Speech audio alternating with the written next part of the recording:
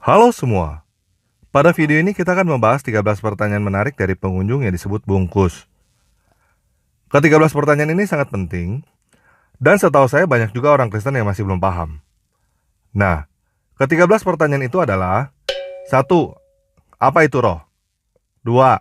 Apa bentuk roh? 3. Roh Allah, Roh Kudus, Roh Yesus, dan Roh Anda apakah sama? 4. Roh Yesus ada berapa, Roh Allah ada berapa? 5. Yesus itu firman Allah atau firman Yahweh? 6. Apa itu firman? 7. Yesus itu firman Allah yang menjadi manusia. Yang jadi manusia itu firman-Nya atau Allahnya? 8. Apakah Yesus juga firman Yahweh yang menjadi manusia? Kalau iya, yang jadi manusia itu firman Yahweh atau Yahweh-nya sendiri? 10. Apakah Yesus pernah melihat Yahweh? Dan apakah juga pernah melihat Allah secara langsung? 11. Siapa makhluk yang pernah melihat Allah dan pernah melihat Yahweh? 12.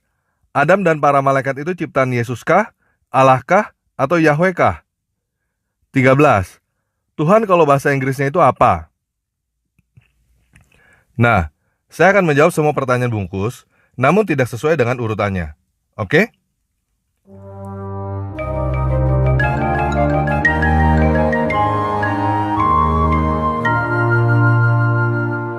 Yang pertama adalah tentang Allah.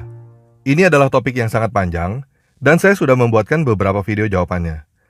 Video terakhir tentang Allah ketika video ini diupload, berjudul Buang Tuhan Allah, Pakai Penguasa Dewata. Selain itu, ada video yang berjudul Allah Hanya Dewa. Kedua video ini saya taruh linknya di bawah video yang ini. Jadi silakan teman-teman nonton jawaban saya tentang Allah pada video itu ya. Singkatnya, saya berharap teman-teman paham dulu bahwa saya membuang kata Allah. Kata yang saya gunakan sebagai pengganti kata Allah adalah dewa. Buat teman-teman yang masih belum bisa menerima penggunaan kata dewa, silakan baca Alkitab bahasa Batak. Di dalam Alkitab bahasa Batak, kata yang digunakan adalah debata. Artinya ya dewata, bukan Allah. Oke? Lanjut ya. Tuhan di dalam bahasa umat Muslim mempunyai makna yang berbeda dengan Tuhan di dalam Alkitab bahasa Indonesia, Lembaga Alkitab Indonesia. Kata Tuhan bagi umat Muslim, bahasa Inggrisnya adalah God. Sedangkan Tuhan di dalam Alkitab Lai, artinya Lord. Ada bahasa daerah yang tidak menggunakan kata Tuhan, tetapi menggunakan kata Gusti, gelar yang bukan hanya digunakan untuk yang di atas itu. Oleh sebab itu, saya menerjemahkan ulang Alkitab ke bahasa Indonesia. Selain membuang kata Allah, saya juga membuang kata Tuhan yang rancu ini. Kata yang saya gunakan sebagai pengganti kata Tuhan adalah penguasa. Jadi Lord adalah penguasa, God adalah dewa. Buat teman-teman yang ingin lebih paham, silakan lihat video di channel ini yang berjudul Ternyata Allah Hanya Dewa, dan Tuhan artinya penguasa. Oke? Jelas ya? Lanjut. Sekarang tentang kata roh. Kata roh ini juga memang membingungkan. Kata roh di dalam bahasa asli Perjanjian Baru, bahasa Yunani, menggunakan kata pneumatos. Di dalam bahasa asli Perjanjian Lama, bahasa Ibrani, menggunakan kata ruah. Bahasa Inggris menggunakan kata spirit. Alkitab terjemahan baru Lai menggunakan dua kata untuk menerjemahkan kata ini, yaitu kata roh dan semangat. Saya menerjemahkan ulang Alkitab dengan memilih hanya menggunakan satu kata, yaitu semangat. Jadi roh artinya adalah semangat. Bagaimana bentuknya roh? Langsung aja ya lihat gambar ini. Lihat perbedaannya? Nah, itulah yang namanya roh. Semangat. Supaya lebih jelas, kita belajar tentang trinitas manusia ya. Tubuh, jiwa, dan roh. Kalau tubuh mah kita tahu ya. Bagaimana dengan jiwa dan roh? Apa bedanya? Untuk memahami ini, kita belajar teknologi dikit ya. Nah, teman-teman punya handphone atau komputer kan? Kalau tubuh itu seperti hardware, roh itu seperti software, dan jiwa itu seperti listriknya. Komputer biasanya punya prosesor dan hard disk. Prosesor digunakan untuk mengolah data, dan hard disk digunakan untuk menyimpan data. Kita juga punya ini. Prosesor kita disebut kesadaran. Hard disk kita disebut ingatan. Nah, teman-teman pernah dengar gak kata AI? Artificial Intelligence. Kecerdasan buatan.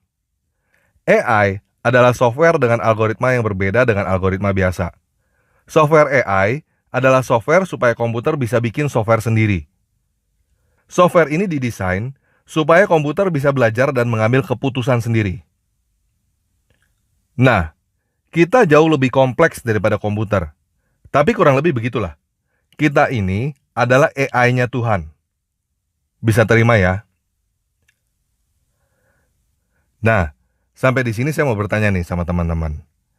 Apakah ada yang bisa bantah saya bahwa manusia mempunyai kemampuan untuk menciptakan sesuatu? Nggak ada ya?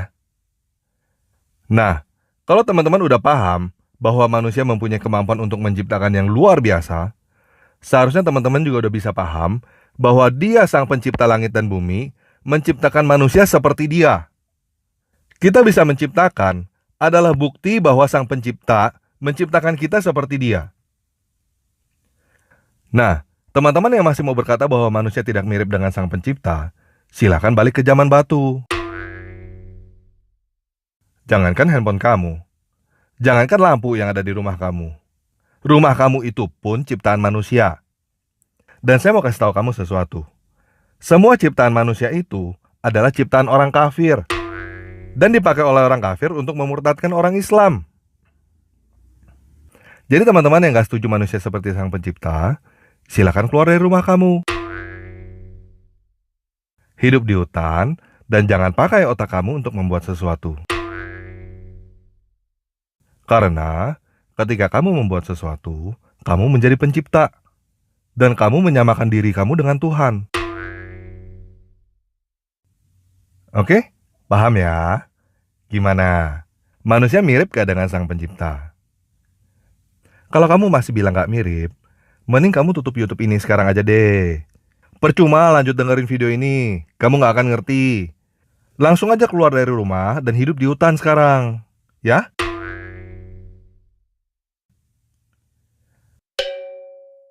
Nah, sekarang saya mau loncat dulu ke pertanyaan apa itu firman. Firman adalah perkataan.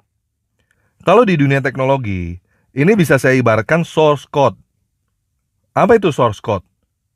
Saya langsung kasih lihat aja ya. Nah, teman-teman lihat website ini, openbiblica.com. Ini adalah tampilan depannya. Tapi di belakangnya nggak seperti ini. Di belakangnya seperti ini. Ini adalah source code-nya. Kata-kata di dalam bahasa program.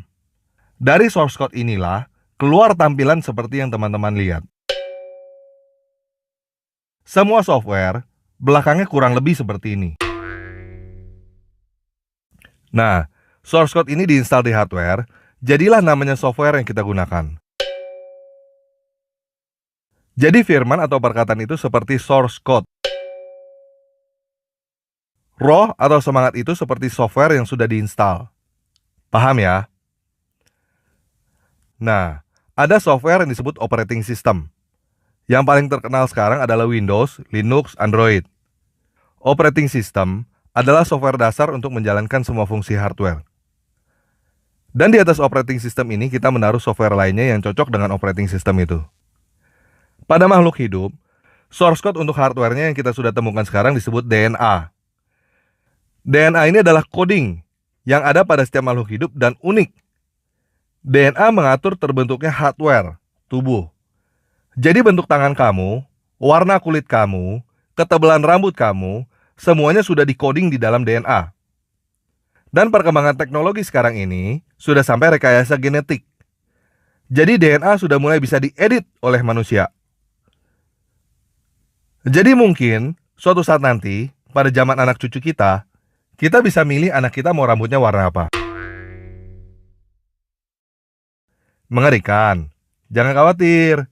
Nasi dan lauk yang kamu makan, itu juga sudah hasil rekayasa genetik semua. Oke? Jadi tidak ada yang perlu dikhawatirkan. Kalau kamu nggak setuju dengan rekayasa genetik, silakan tinggal di hutan ya. Nah, seperti yang saya katakan sebelumnya, kita ini adalah AI-nya Tuhan. Kita diberikan software khusus untuk belajar dan mengembangkan operating system kita sendiri. Itu sebabnya kita selalu belajar. Mulai dari bayi kita sudah belajar. Nggak ada bayi manusia yang lahir langsung bisa berjalan kan? Software khusus kita itu yang disebut dengan roh manusia, semangat manusia. Dan tiap manusia softwarenya unik, berbeda dari manusia yang lain. Software kita itu punya kemampuan untuk membuat source code, membuat perkataan. Ini adalah perkataan kita, firman manusia. Perkataan kita ini bisa mengubah semangat kita sendiri dan bisa mengubah semangat orang lain. Sampai di sini udah paham ya? Gini, kita lihat contoh aja ya. Kita saksikan perkataan Ustadz Munsir Situmorang. Saksikan betapa sintingnya orang ini. Ibu lihat Al-Baqarah surat 2 120. Orang Yahudi dan Nasoro tidak akan pernah senang kepada kamu. Berarti benci. Kalau nggak senang benci kan Bu? Sampai kamu mengikuti millatahum. Orang Yahudi dan Nasoro tidak akan pernah senang melihat kamu sampai kamu murtad mengikuti agama mereka.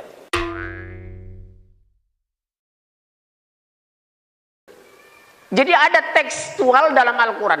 Mayoritas orang-orang ahlul kitab Yahudi dan Nasrani menginginkan kamu kembali kepada kekafiran setelah kamu beriman. Apa namanya? Murtad. Ibu jangan anggap enteng ini Bu. Murtad itu kafir Bu. Kafir itu neraka jahanam. Dijamin masuk neraka.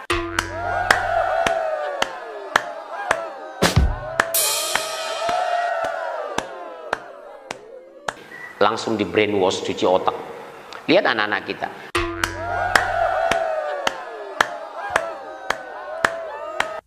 Oke, kita udah lihat bersama ya perkataan Ustadz Munsir Situmorang. Seperti apa source code yang dia tebarkan itu? Apa dampaknya kepada dirinya sendiri dan orang-orang yang mengamini perkataan dia, yang terinstal source code dia? Akibatnya ini, ketika dia melihat orang ini, yang dilihat adalah, ini orang kafir, munafik. Lihat ini, upaya kristenisasi. Lihat ini, tuh kan dia benci gue. Gimana? Udah mulai paham ya? Merusak seperti virus. Nah, inilah semangat manusia, roh kita. Berapa banyak perkataan seperti ini yang terinstal di dalam hidup kita? Nggak pernah periksa ya? Nggak sadar ya kita punya banyak software virus yang merusak hidup kita. Nah, Roh Kudus, semangat kudus, adalah seperti antivirus yang membuang semua software jahat yang ada di dalam diri kita dan memperbaiki semua yang rusak di dalam hidup kita. Sampai di sini paham ya? Nah, sekarang saya mau menegaskan lagi tentang firman, tentang perkataan. Belum lama ini, kita menyaksikan peristiwa Pak Ahok di penjara karena mengutip surat Al-Maidah kan? Terlepas apapun dari opini kita, ada satu hal yang ingin saya jelaskan. Pak Ahok nggak bisa berkata, itu kan perkataan saya. Perkataan saya itu bukan saya. Penjarakan aja perkataan saya itu. Ngerti gak maksud saya? Perkataan Pak Ahok adalah Pak Ahok. Perkataan kamu adalah kamu. Perkataan kamu itu pada mulanya ada di dalam kamu. Perkataan itu keluar dari kamu. Dan perkataan itu adalah kamu. Gak ada orang yang berkata kepada kamu, bro, gue percaya sama lu, tapi gue gak percaya sama omongan lu. Paham gak? Kamu gak bisa ngomong, kamu percaya kepada seseorang, tapi kamu gak percaya sama omongannya. Kalau kamu gak percaya sama omongannya, ya berarti kamu gak percaya sama dia. Setuju ya? Nah, itulah yang dimaksud di dalam Yohanes 1 ayat 1 yang bahasa Yunaninya berbunyi, en arche en hologos, kai hologos en prostonteon, kai theos en hologos. Perkataan itu ada di awal, dan perkataan itu ada pada sang dewa, dan perkataan itu adalah dewa. Kalau kamu bilang kamu percaya kepada Tuhan, kamu dengerin omongan Tuhan. Kalau kamu gak dengerin omongan Tuhan, kamu gak percaya sama Tuhan. Perkataan Tuhan adalah Tuhan. Oke? Nah, bagaimana bentuknya perkataan? Yang gampang kita tahu ada dua kan? Ada lisan dan tulisan. Ketika saya membuat video ini, yang pertama saya lakukan adalah menuang perkataan yang ada di dalam pikiran saya secara tertulis. Setelah itu saya rekaman dan poles. Lalu saya upload ke YouTube. Dan sekarang, kamu mendengarkan perkataan saya. Yang mana perkataan saya? Yang saya tulis atau yang kamu dengar? Ya, semuanya. Perkataan saya keluar dari saya. Perkataan Tuhan keluar dari Tuhan. Karena perkataan Tuhan keluar dari Tuhan, perkataan itu disebut anak. Tuhan disebut Bapa. Kalau kita mendengarkan perkataan Tuhan, kita mendengarkan Tuhan. Kalau kita mendengarkan anak, kita mendengarkan Bapa. Sampai sini paham ya? Nah, perkataan saya sampai kepada kamu dalam bentuk suara. Apa itu suara? Suara itu getaran yang melewati media. Salah satunya melalui udara. Kalau kamu dengar pakai speaker, speaker itu mengeluarkan getaran di udara yang sampai ke telinga kamu. Itu bentuk suara saya. Nah, bentuknya suara Tuhan lebih hebat daripada bentuk suara saya. Bentuk suara saya cuma bisa didengar. Bentuk suaranya Tuhan bisa didengar, bisa dilihat, dan bisa disentuh. Bentuk suaranya Tuhan adalah bentuknya Tuhan. Tuhan itu sendiri. Sampai di sini bisa paham ya? Nah, saya nggak tahu sekarang ini ada berapa banyak orang yang sedang mendengarkan perkataan saya di YouTube. Mungkin sekarang ini, ketika kamu mendengarkan perkataan saya sedang tidur. Pertanyaannya, perkataan saya ada berapa? Kalau sekarang ada 1.000 orang yang sedang mendengarkan video ini, perkataan saya ada berapa? Ya, perkataan saya tetap ada 1. Dan perkataan saya omnipresent karena YouTube. Perkataan saya ada di mana-mana karena YouTube.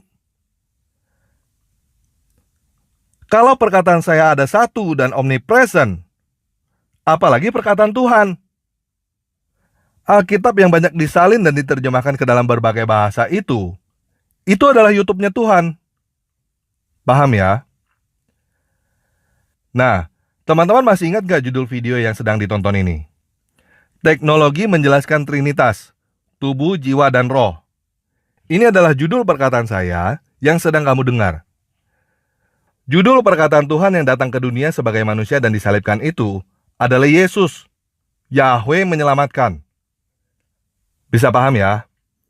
Yesus adalah judul perkataan Tuhan, nama firman Tuhan yang menyelamatkan manusia dari kematian. Yahweh adalah judul perkataan Tuhan, nama firman Tuhan yang menyelamatkan bangsa Israel dari Mesir. Nama Yesus, nama Yeshua, artinya bukan hanya dia ada, tetapi dia adalah yang menyelamatkan. Itu sebabnya nama Yesus dipilih Tuhan sebagai nama di atas segala nama, judul di atas segala judul. Nah, kayaknya masih banyak teman-teman yang masih bingung nih. Kayaknya masih ada yang mau bertanya, jadi yang disalibkan itu bukan Tuhan dong? Sekali lagi ya, video saya adalah perkataan saya. Jika kamu memuji video saya ini, kamu memuji saya. Jika kamu menghina video saya ini, kamu menghina saya. Yesus adalah perkataan Tuhan. Jika kamu menghormati perkataan Tuhan, kamu menghormati Tuhan. Jika kamu menyalibkan perkataan Tuhan, kamu menyalibkan Tuhan. Paham ya? Nah, siapa yang pernah berjumpa langsung dengan Tuhan? Pertanyaan ini sama seperti bertanya siapa yang pernah berjumpa dengan saya secara langsung. Bukan dengan video saya. Betul kan? Tidak seorang pun pernah melihat Bapa, tetapi anaknya yang tunggal yang menyatakannya. Artinya, tidak ada seorang pun yang pernah melihat Tuhan, tapi perkataan Tuhanlah yang menyatakannya. Jadi kira-kira seperti ini. Di dalam video ini, saya berkata, tidak ada seorang pun pernah berjumpa langsung dengan saya. Video saya inilah yang menunjukkan siapa saya. Ketika kamu mendengarkan video saya ini, kamu mendengarkan saya. Sampai di sini paham ya? Yohanes 1 ayat 3 di dalam bahasa aslinya berkata, panta di auto egento, kai koris auto egento, hode en ho gegonen. Semua jadi melalui Dia, melalui perkataan Tuhan. Dan tanpa Dia, tanpa melalui perkataan Tuhan, tidak ada satupun yang jadi. Semua diciptakan melalui perkataan Tuhan. Perkataan Tuhan adalah wujudnya Tuhan. Paham ya? Nah, kalau kita baca Perjanjian Lama, Adam dan Hawa bertemu, Abraham bertemu, Musa bertemu, dan banyak lagi orang yang bertemu. Mereka bertemu dengan siapa? Ya, dengan perkataan Tuhan. Jadi mereka nggak bertemu Tuhan secara langsung. Mereka bertemu dengan perkataan Tuhan. Artinya adalah mereka bertemu dengan Tuhan secara langsung. Paham ya? Nah, apakah hanya orang-orang yang ada di dalam Alkitab yang pernah bertemu dengan Tuhan? Tidak. Perkataan Tuhan adalah omnipresent. Jadi, kamu juga bisa bertemu dengan Tuhan. Bagaimana caranya? Ya, kamu nonton YouTube-nya Tuhan, baca Alkitab. Bacanya mulai dari Matius. Ketika kamu baca Alkitab sungguh-sungguh, nanti kamu pasti bertemu dengan Tuhan kok. Dan bedanya dengan Tuhan tetangga, untuk bertemu dengan Tuhan yang ada di dalam Alkitab, kamu gak perlu tunggu mati dulu. Kamu bisa bertemu dengan Tuhan sebelum kamu mati. Oke, paham ya? Udah terjawab semua ya pertanyaannya? Sekian video kali ini. Yesus Kristus penguasa saya memberkati kita semua.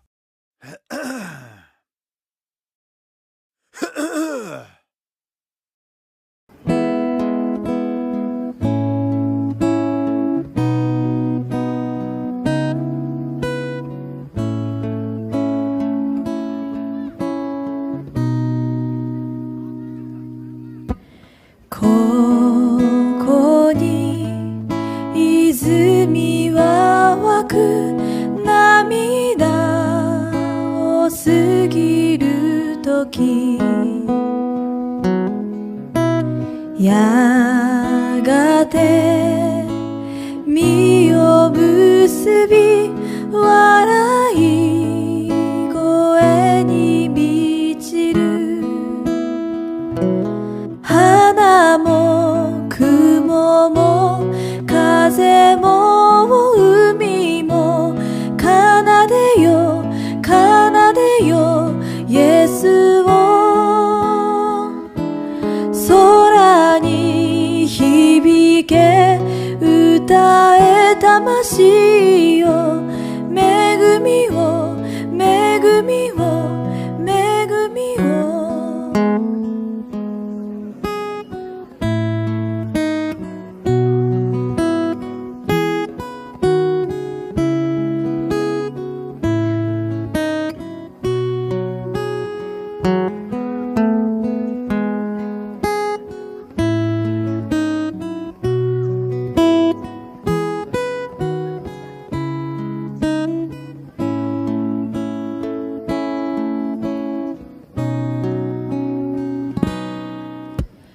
仰げ天は開き僕らは見るだろうやがて花は咲き栄光の主が来られる花も雲も風も海も奏でよ奏でよイエスを空に響け歌え魂よ恵みを恵み